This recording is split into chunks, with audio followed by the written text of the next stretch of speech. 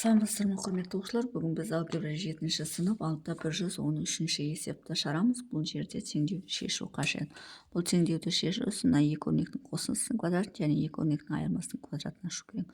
Ол үшін бізде мына қосындысын ашатын болсақ 4х квадрат плюс 4х плюс 1 болады минус, мынаны ашатын болсақ 4х квадрат минус 4х плюс 1 болады тең 7х плюс 1/5. Енді мынаны ашамыз, себебі мына жерде минус бар. Көп оқушылар бірден ашаттан таңбадан қателесіп кетеді. Сол үшін бірінші таңбаны жазып алып, жақшаны содан кейін ашу керек. 4х квадрат плюс 4х плюс 1 минус 4х квадрат болады, плюс 4х болады, минус 1 болады. Теңдің сол жағына минус 7х болып өтеді, минус 1/5 болып өтеді, тең 0 болады. Енді 4х квадрат пен минус 4х квадрат жойылады, плюс 1 мен минус 1 жойылады. Бұл жерде 4х пен 4х 8х болады. Одан 7-ні алсақ, х-тің өзі қалады. Х-тің өзі қалады, минус 1/5 қалады. Тең 0. Х-ті қалдырсақ, мына теңдің ол жағына плюс 1/5 болып өтеді. Онда есептің жауабы 1/5-тің өзі болады екен. Екеуі 8х болады, одан алсақ 7х, х қалады. Теңдің оң жағына 1/5 болады. Бұл бізде біріншісі. Енді екінші есепті шығарамыз.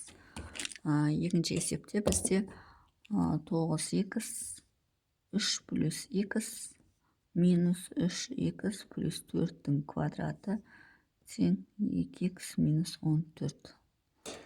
Енді осы жерден 9х ба мұны? 9х 3-ке көтеміз 27х болады. 9х-ке көтеміз плюс 9х квадрат болады. Минус деп қояқ. 9х квадрат болады. Плюс 4-ке өтсек 12, 12-ке өтсек 24х болады. Плюс 16 болады. Тең 2х минус 14. Енді мынаны ашайық. 27х плюс 9х квадрат минус 9х квадрат болады, минус 24х болады, минус 16 болады. Теңдің сол жағына минус 2х болып өтеді, плюс 14 болып өтеді. Тең 0. Енді осы жерден 9х квадрат пен 9х квадрат жойылады. 27х-тен 24 тастақ 3х қалады, 3х-тен 2х тастақ х-тің өзі қалады. Минус 16 және плюс 14 бар. Екеуі минус 2-ні береді, тең 0 болады. Х тең, теңдің оң жағына өткізсек 2 болады. Сонда есептің жауабы х тең 2 болады. Екінші есептің жауабы. Сонымен есептің шығару жолы осындай. Егер есептің шығару жолы түсінікті болса, лайк басып, комментарий жазып, каналыма тіркеліп кетсеңіздер болады.